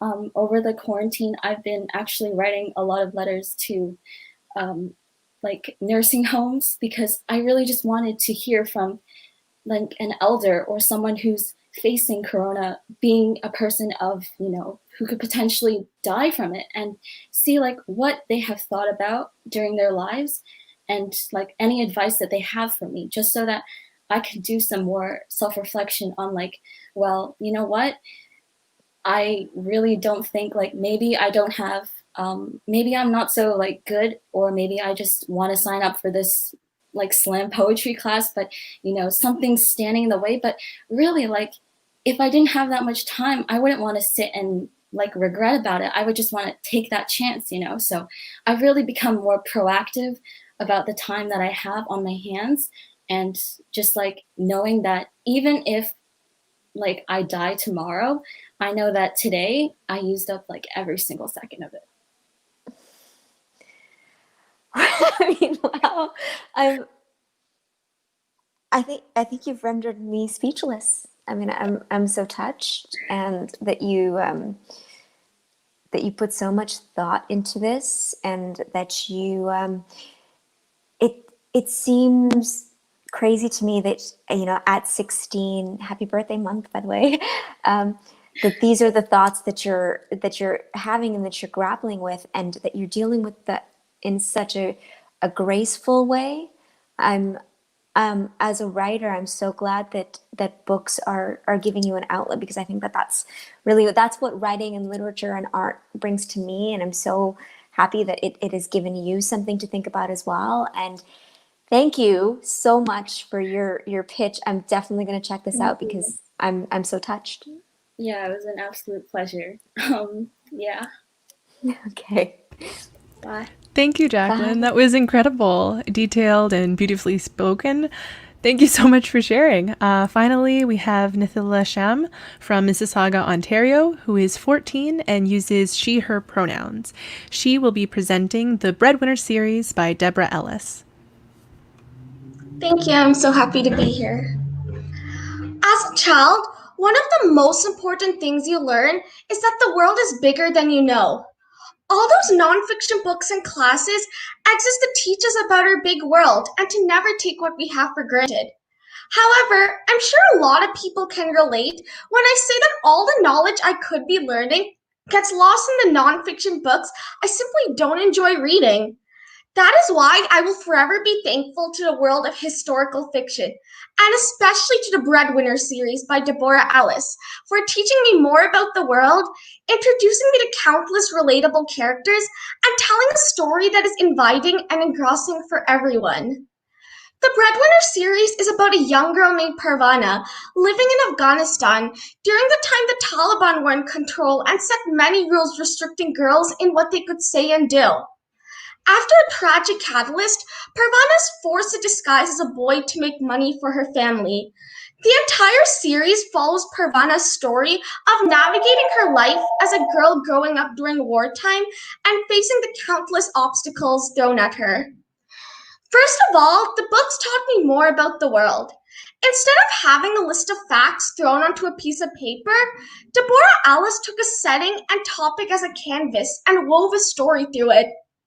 Along with teaching us about the Taliban conflict and the war in Afghanistan, the books also give us a perspective of how it affects the people and what they must do to survive. Our main character, Parvana, is also discovering certain facts about her world for herself.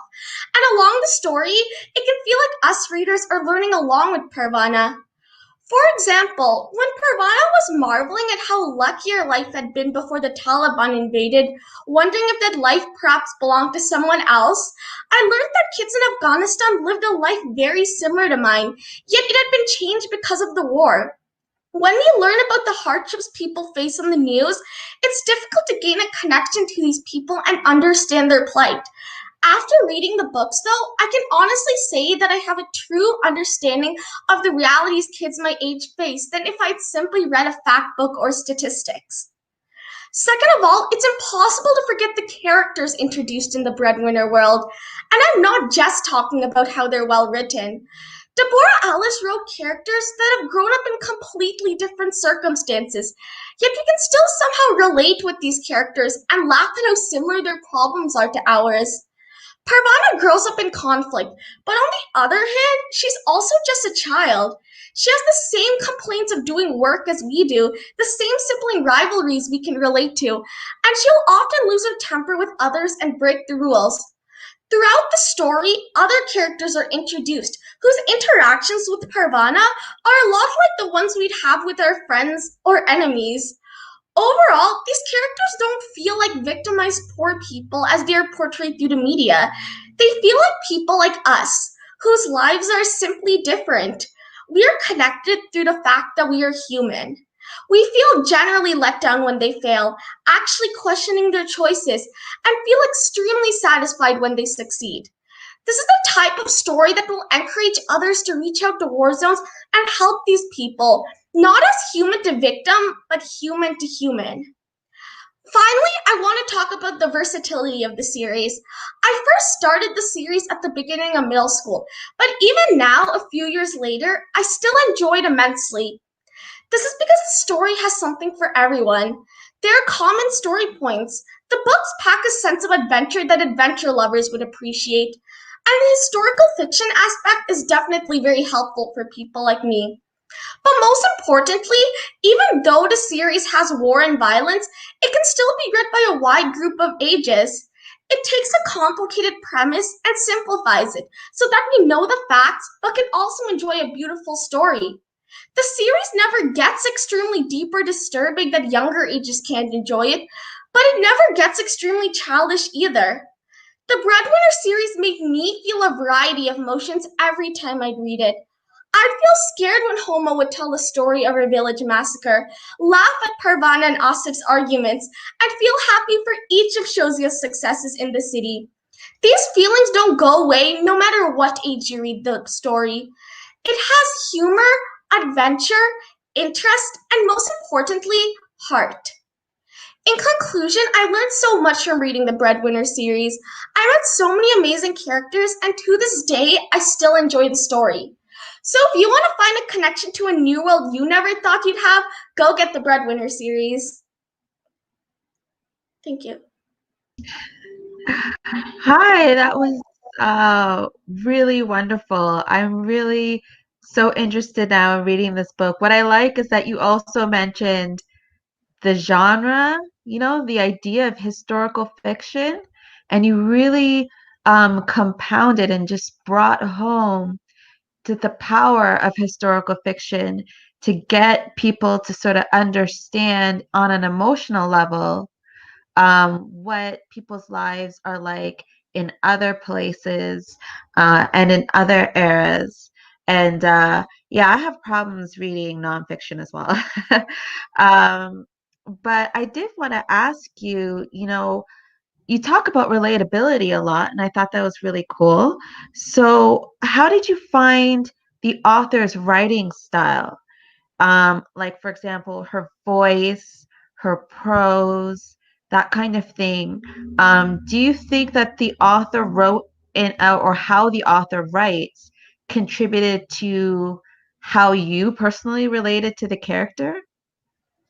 Yes, I think definitely because like when I first started the story, I was like pretty much around the age of like a lot of the main characters, right? So a lot of the times when I'd read Deborah Ellis's writing and see like the character interactions, I'd sometimes like forget their setting. Like sometimes I forget they're in conflict or they're somehow in like a hopeless situation. And I think that would kind of be clear to when it feel more like, oh wow, what this like how they're talking. Like I can relate to these characters. I feel like I could have a proper conversation with them, and like the barriers of like living in different circumstances in different countries in different situations kind of just gets thrown off, and we're just left with these characters which we feel like we can actually relate to and have a proper conversation with. Mm. It's so important to think about what books do, and books have the power to connect people from different age groups, different walks of life, and to get us to understand that we share a lot in common, despite how different our lives can be. I think you really brought that home. So thank you very much. You did a great job. Thank you.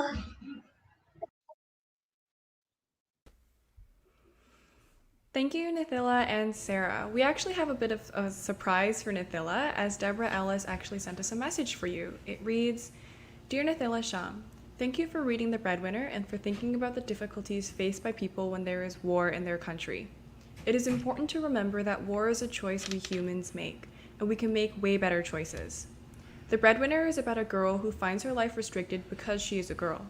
Even though the book takes place in Afghanistan during the time of the Taliban, the lives of girls and women in many places around the world are restricted because they are female.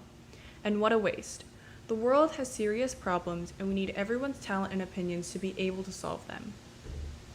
In our own lives, we can look at how our attitudes might restrict others from participating in our schools and communities, and open our minds to embrace other views, not be afraid of them. Thank you for all the hard work you are doing in school in these strange and difficult times, and I wish you and your colleagues all the best. Sincerely, Deborah Ellis.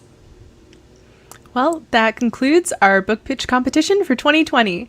A big round of virtual applause for our fantastic competitors and judges. We will now be opening the voting for our Audience Choice Award, which can be found via our online poll or texting line. These can be found across the screen now, and more information can be found on the ITR website at inspireteenreads.com/Audience Choice Award. The texting codes are in order of presentation. Now, as our judges deliberate and decide on the top 3 winners, we will be moving on to the book jacket portion of our competition. Right before we do that, going off script here, before we welcome Sophie, I just want to give a shout out to Emma, who is spending her birthday with us on this live stream. Thank you for, giving us your time, and we appreciate you being here. Okay, so now that that's done, please give a warm welcome with me to Sophie Paas-Lang, a multidisciplinary designer, illustrator, and comic artist. She's a designer in Dundurn Press, an independent publisher right here in Toronto. We are honored to have her as our judge for this portion of the competition. She has already reviewed the submissions and picked the top 5 to share with us today, and will be offering her thoughts, comments, praises, and critiques. Thank you, Sophie. Thank you, Emma and Serena, and thank you for having me. My name is Sophie Paas-Lang. I'm an illustrator and I'm a book designer. I work for Dundurn Press in Toronto and also do a lot of really fun other comic and illustration projects.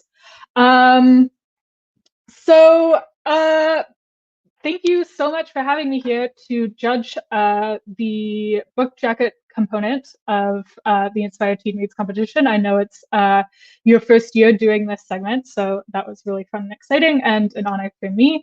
And I've just got to say I was really inspired by all the work that I saw. It was really incredible. So thank you to each and every person who submitted artwork and writing. I read it all. I loved having the opportunity to look at your work and think about it. So thank you to everybody. Just a little bit about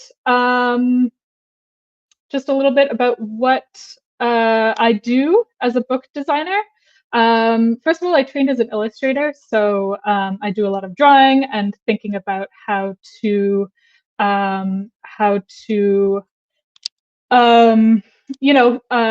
convey ideas visually. And I found that during school, a lot of the time, all my work looked really different. I worked in a variety of styles, and I was always changing what I was doing for each project. And as an illustrator, I was like, oh man, I found it a little frustrating. Why don't I have like my own style? But I found that as a book designer, being flexible and being versatile is something that has been a real asset to my work, because when you work in books, everything is different all the time. Each project calls for something new. That's one of the great things about working with books. It's for someone like me who loves to do new things and try new things all the time. Being a book designer is the perfect way to challenge yourself by doing that. Okay, so when I'm designing books, I'm thinking about a lot of different things. I've got to think about the imagery. I've got to think about the title. I've got to think about the author name. Maybe there's a quote or an endorsement or a tagline that I've got to include. So these are lots of different elements that you're thinking about when you're designing a book. And always at the back of my mind, I've got the principles of design that I'm thinking about. I'm thinking about the color. I'm thinking about the composition. I'm thinking about the hierarchy of the information. What's important? What's not as important? What can I de-emphasize? What do I need to emphasize? Does the front cover and the back cover, is it consistent? So these are all things that I'm thinking about when I'm doing my work, and it's what I was thinking about as I was looking at all your entries. Are the ideas compelling? Are they original? Does the composition work? Do the colors make sense? Is the typography, does it tie in well with the illustration? What does the overall piece, does it look like a complete piece? And so those are some of the things that I was thinking about when I was judging. Yeah, without further ado, maybe we should get a look at our honorable mentions and then our finalists. So, oh, is someone else sharing? Okay, great. All right. Okay, so our first honorable mention is Emily Ray Mahan is the artist, and they have done Rebel of the Sands by Alwyn Hamilton. And what I love about this piece is I love the composition. It's really carefully considered, it's effective. The scale of the figures and the typography are rather small, but it's set off by the negative space that's used to create the background. It's a very mature style. It works well for a more older YA novel, and you can really see and you can really feel the hot, dry setting of this book. That dark red sand and the yellow sun. You can really feel the heat. Emily writes about the choice to show Armani and Jin, the main characters, in the sort of like poses and the positions that they're in. It's clear that Armani is the character that's more action oriented. And I appreciate the thought that Emily has taken to pose the characters in that way. That tells a story about their personalities and their relationship to one another. That's a really, even though they're silhouettes, you can tell the characters' personalities and who they are to each other. So that's a really great use. And I also like the characters are placed far from the city in the background, which is sort of their destination, so that it looks like they have to take a long journey to get there, which is, that's kind of what the book is about. So great work using just a few graphic elements to tell a really big story.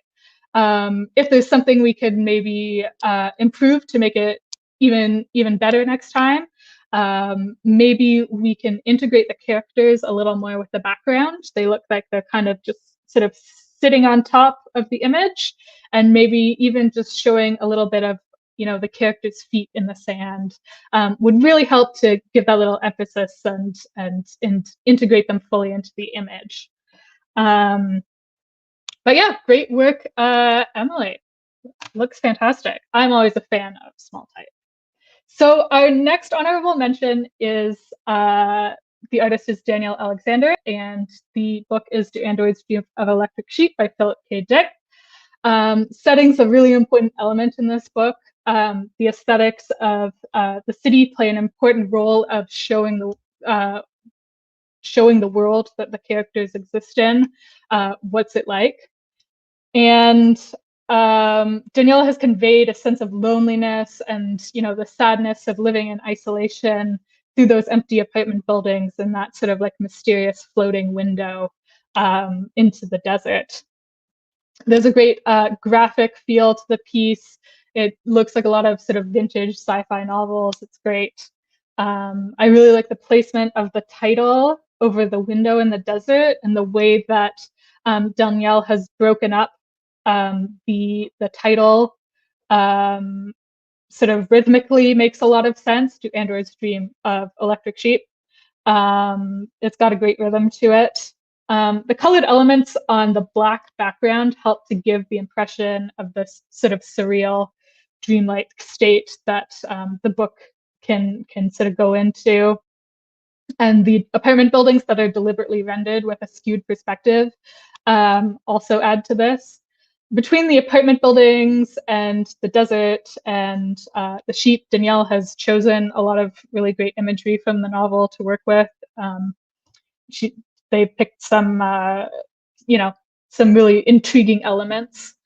And the simple way the desert is illustrated is particularly nice, I thought. Great colors, great composition, looks awesome.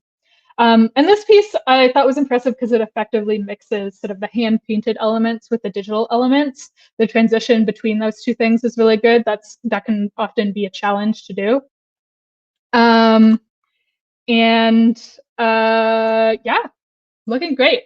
If there's one thing we can maybe think about to make it even better, I like how the author name is sort of like weaving in and out of the buildings, but at some points the buildings are covering up the letter forms a little too much, so it's hard to read like the K or the H in it. So always love to see type sort of interacting with image, but we've just got to make sure that it's not covering up anything that's important information that we need to read the book. So great job, Danielle. Awesome work. So here's one of our finalists. It is, the artist is Isabella Yang, and the book Isabella has chosen is James and the Giant Peach. This is a fantastic digital painting. It's really used texture and brushstrokes in a way that emulates traditional art material really well. It's really skillfully painted. The colors are beautiful. The warm and cool colors that are sort of used congruently work really well. Isabella definitely has a lot of skill in rendering. Although there's not a lot of action happening in the illustration, it's got the peach, it's got James, not too much else there's no sort of action going on. The illustration has a lot of energy from the loose and fast and quick brushstrokes that Isabella's used. Even though like the characters aren't doing anything, it feels like it has a lot of movement and momentum. The character of James is really cute. He's well drawn. Isabella has imagined him really nicely. You can totally see him as the character of James. And there's lots of really nice details to look at. There's the little toadstools and the insects and the sort of stars and butterflies and grasses and stuff like that. And all those little details really make the viewer sort of like go into the image and look around and linger, because they want to, you know, get all those nice little details in. And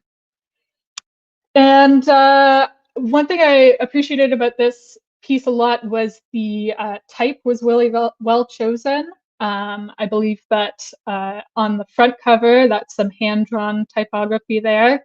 It looks great. It's appropriate for, you know, a more children's novel like this. It interacts with the illustration really well. And one thing I really appreciate is that the back cover has been illustrated with, you know, as much care as the front cover. It really sort of, you know, adds a little oomph to the piece, and is just, you know, it looks fantastic as an overall product. One thing that maybe we could think about for next time is I find the writing, the copy on the back cover, it's a little hard to read on top of the illustration because there's lots going on there. So maybe even just, you know, pushing back the saturation or making the background, you know, a little darker so that white text can stand out a little more. That'll really help people to be able to read the back cover copy, which is important. But great job, Isabella. It's a fantastic painting, great illustration. Nice job. All right. And the next finalist is Presley Grace, who has done a design for Shannon Hitchcock's One True Way. And I was really impressed with this piece because it's a full wrap design. So it's got the front cover, it's got the back cover, it's got the spine, and then it also has flaps as well. So that's not even just a front cover and a back cover. That's like 5 different elements that Presley has thought about. And what's really great about it is they've kept the consistent style throughout. When you're dealing with sort of lots of different sections like that with lots of different information, it's sort of important that it all feels like it's part of one whole image. And Presley's done a really great job of that. And it's just great that they've studied what a full wrap book like that looks like. And yeah, so great job with that. The enthusiasm for the book really comes through. I found I really wanted to, I didn't know what this book was, and I found it, oh, looks awesome. Like I want to learn more about it. So that was great. And Presley writes about how much of a challenge hands are to draw, but I think that the hands turned out wonderfully. And I like that Presley has drawn 6 different hands, even though it's a challenge. Hands are hard to draw. So great job on doing 6 of them and not giving up. There's lots of really nice detail and rendering. I especially like the set of hands that are holding the flower. There's some really beautiful detail work going on in there. So lovely illustrations. The composition on the front cover works well. The characters' faces are really cute and the style is really charming. Their personality and affection for one another comes through, even though their faces are partially obscured. So it's just the way that they've been expressed in the illustration that you know, makes their personalities come through. The color choices, which are, you know, pretty simple. They're green, pink, yellow, red. They all work really nicely together. And yeah, I also really liked the choice of typography on this one. I thought it works really well with the image, that sort of carefree, you know, a little sort of like messy, scribbly typography. It works well in the overall style of the image. Maybe one thing we could think about to improve it is is I found that it was a little hard to read the writing, the copy on the flaps because of the lines underneath, the red and yellow lines. So maybe we think about using sort of graphic elements like that, really deliberately, and just being careful not to overuse stuff like that, because it can hinder legibility and readability. That's something that we're always thinking about as designers. But great job, Presley. Great wrap cover. Lots of work. Fantastic. Nice work. And our last finalist is the artist is Adwa Ba, and the book is Robin Wasserman's Girls on Fire. This has, a fantastic illustration, a fantastic color scheme. What I really like about it is the front cover composition. The girls are the focus, the two girls are the focus, and there's lots of really nice sort of small objects surrounding them, like, the lipstick, the CDs of a record, the tampon, lots of like great sort of details on the cover that just sort of like tell you what's going to go on in the story. It's going to be, it's going to be really cool. It's going to be, it's going to be really edgy. You can really sort of, you feel what this book is going to be about from this illustration. And, those sort of small details help the viewer's eye, move around the image. And the hand-drawn typography and the title and the author name, the sort of, like the rough edges of the sort of like collage paper, really harkens back to the Riot Girl posters that were the inspiration. I love all the little hidden elements, like the bullets and the eyes and the title. You can really notice those up close, and those small things really enhance the overall piece and make me, curious to learn more about the book. Just those small hidden things sometimes, they really bring it for you. The characters are really nicely rendered with good skill. Their personalities are conveyed through their posture and their expressions. They look like they could be real people, which is fantastic. And I love the color scheme and the sort of small graphic details like the fire and the squiggles that sort of tie everything together, including the front cover and the back cover. And I like that Adwa mentioned in their write-up about the final treatments that would be appropriate for the book. I think Adwa said, it'd be great if it was printed on matte paper and it had gloss details. And considering those things means that Adwa was thinking about the overall finished product of the book, the physical aspects of it that'll help people pick it up and say, oh my gosh, like I want to buy this. So great job thinking about that. That's something that me and my colleagues, we're always thinking about those things as well. In terms of things we can improve for next time, maybe just looking at areas where the the type is a little close up to the top or to the side. Those are just little tension areas. Give it a little more breathing room.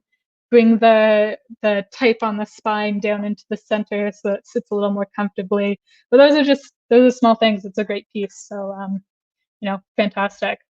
Well done, everybody. Well done, Adwa. Well done, everybody. It was great. So thank you, everybody.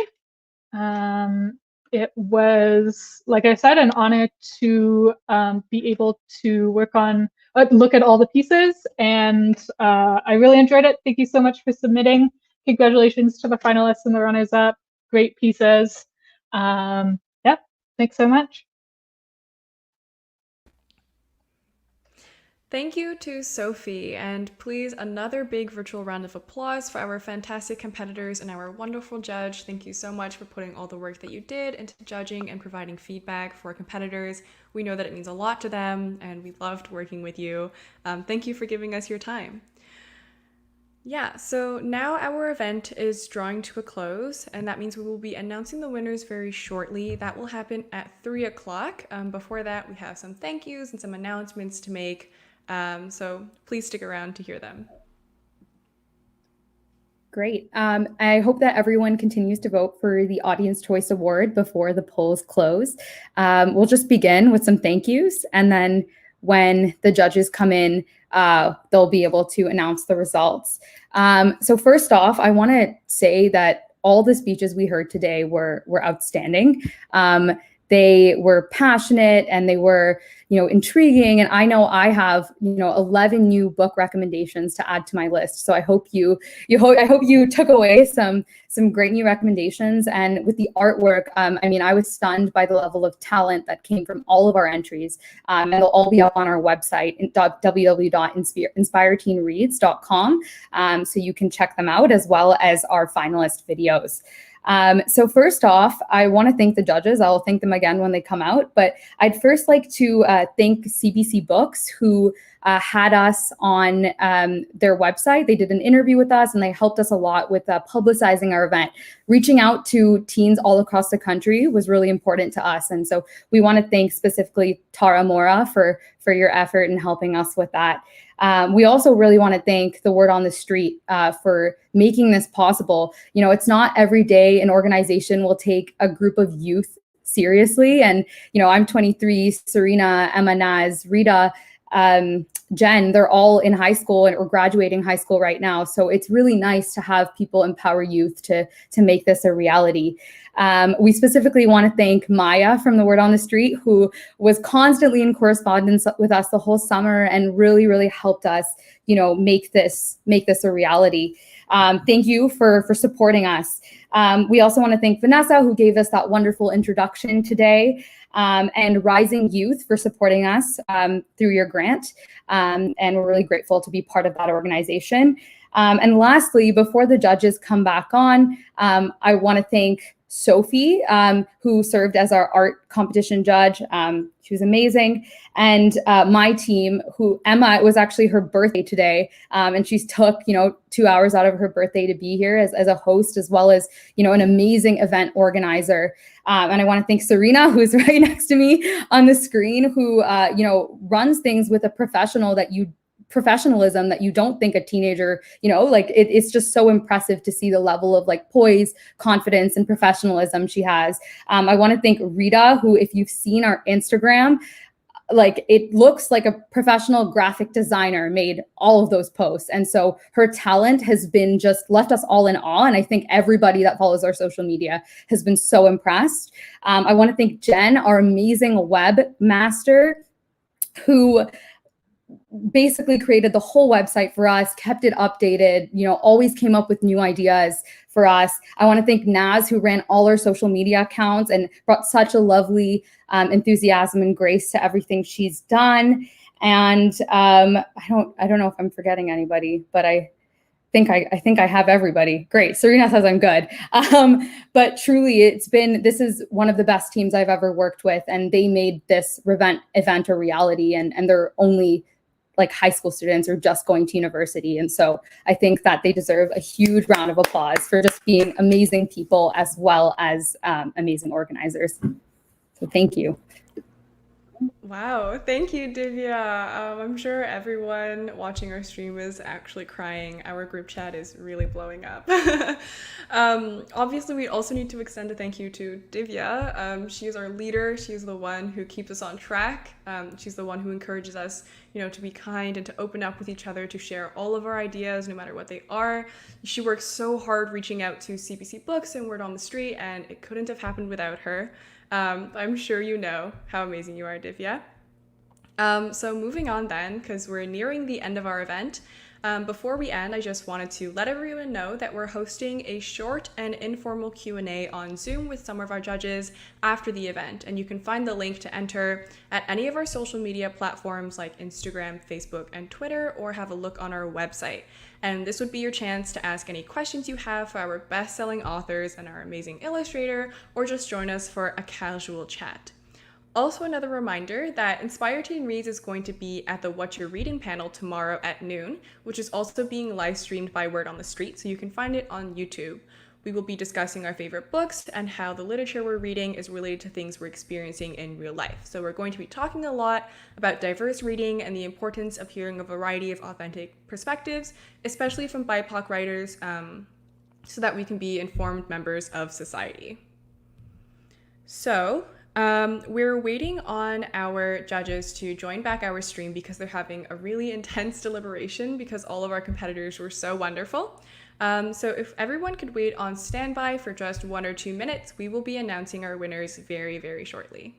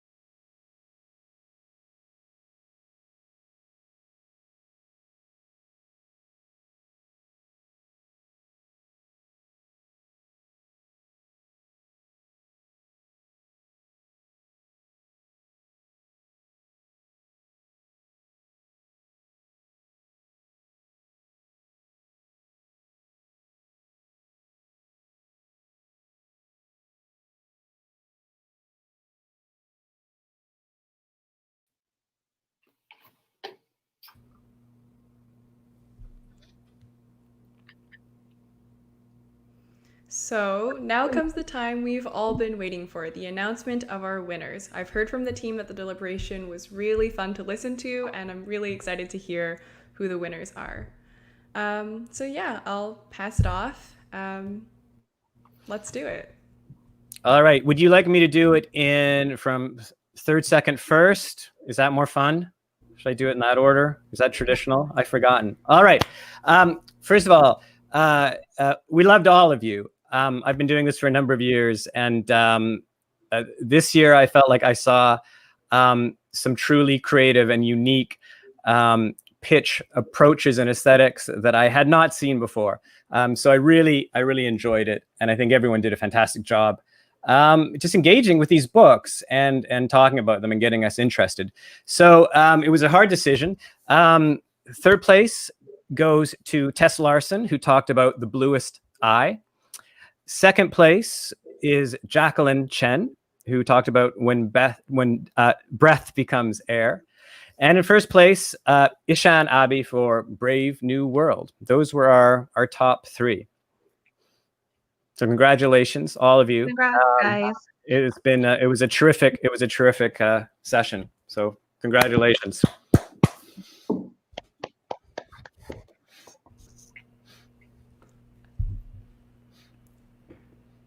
Thank you so much. Oh, I think I was on mute. Thank you so much to our judges. I know that it wasn't an easy decision by any means, but we really appreciate all of you taking the time, despite all of your busy schedules, to be there here for us and to support these youth and to give such wonderful questions and spark important conversations. And so we're really, really appreciative. I also want to now announce the audience choice winner. So we've had so many votes come in. In fact, I don't know the number, but we had over 220 as of 5 minutes ago. So thank you for all of your votes. And we would like to award the Audience Choice Award to Tahiyah Syeda for the Tribes of Palos Verdes.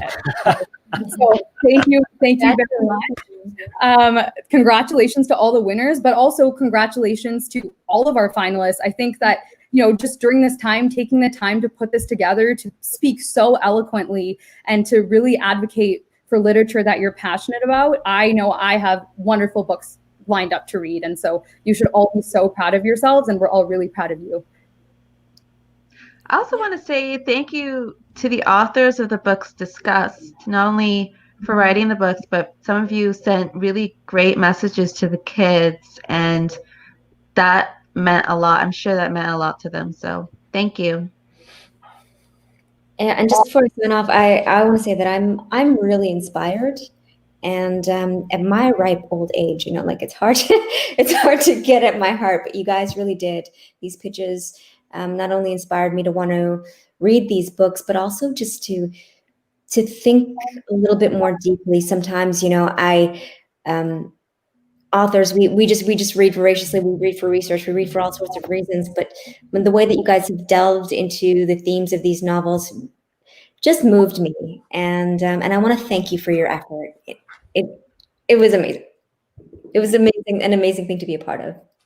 Same here. I wanted to thank everybody else for going so deeply into the reflections. Many of you connected with society and what's going on around the world today and what you see, which is a hard thing emotionally for people to do. So it's fantastic that you were able to, many of you were able to do that. So thank you.